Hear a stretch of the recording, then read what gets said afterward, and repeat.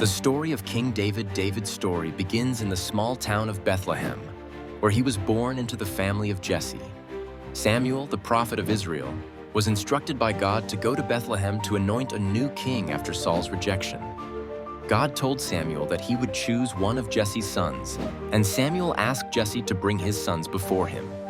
As each son passed before Samuel, God told him not to choose them. Finally, the youngest, David, a shepherd, was brought in from the fields.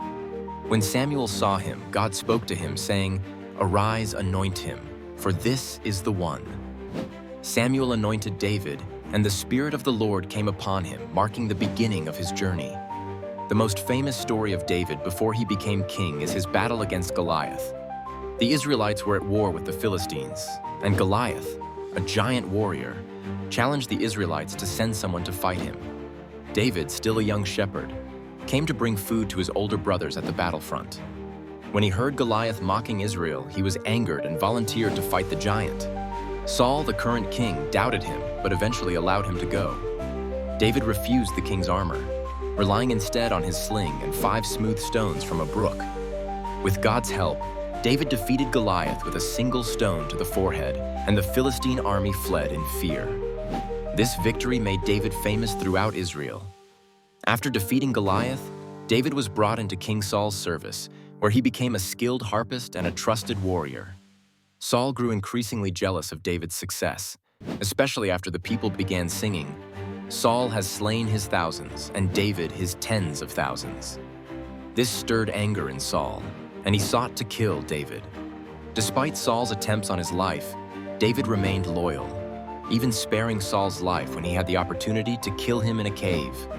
1 Samuel 24, 1-22. During this time, David formed a deep friendship with Jonathan, Saul's son, who supported him in his rise to kingship. As Saul's jealousy grew, David fled for his life. For many years, David lived as a fugitive, hiding in caves and wilderness, all while gathering a loyal group of followers.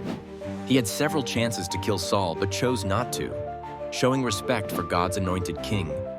During this time, David wrote many of the Psalms, expressing his trust in God during difficult times.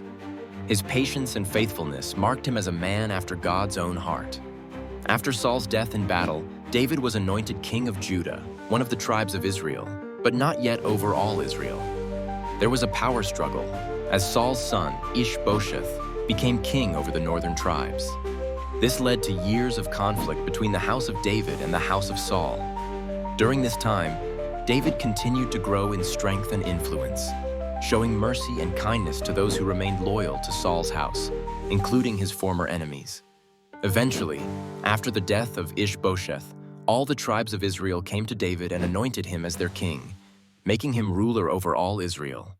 David ruled for 40 years, establishing Jerusalem as the political and religious center of Israel. He brought the Ark of the Covenant into Jerusalem, symbolizing God's presence with his people. His reign was marked by military victories and the consolidation of the kingdom, as he defeated surrounding nations such as the Philistines, Moabites, and Ammonites. One of the key moments in David's reign was when he desired to build a house for God. However, God told David through the prophet Nathan that he would build a house for David instead, promising that his descendants would sit on the throne of Israel forever. This covenant was later fulfilled in Jesus Christ, who is a descendant of David. God also promised that David's lineage would endure, and this promise gave David great hope for the future. Despite his success, David's reign was not without scandal. One day, while walking on the roof of his palace, David saw Bathsheba, the wife of Uriah, bathing. David sinned by committing adultery with her and then arranging for her husband, Uriah, to be killed in battle to cover up the affair. The prophet Nathan confronted David, and David immediately repented, acknowledging his sin before God. God forgave him, but David faced consequences for his actions, including the death of the child born from his sin. David's later years were marked by internal strife. His son Absalom rebelled against him, seeking to take the throne by force. David was forced to flee Jerusalem once again. However, after a fierce battle, Absalom was defeated, and David was restored to his throne. Despite the victory, David was deeply grieved by the death of his son. This period revealed the complexities of David's reign. where triumph and tragedy often went hand in hand. As David grew older, he appointed his son Solomon to succeed him as king. Before his death, David gathered the people of Israel and gave them a final charge, urging them to be faithful to God. He also encouraged Solomon to build the temple of the Lord. David died at the age of 70, and Solomon succeeded him as king. David's legacy as a warrior, king, and man after God's own heart continued to influence Israel, and his reign marked a high point in the history of Israel. The story of David teaches us many valuable lessons about faith, leadership, humility, and repentance.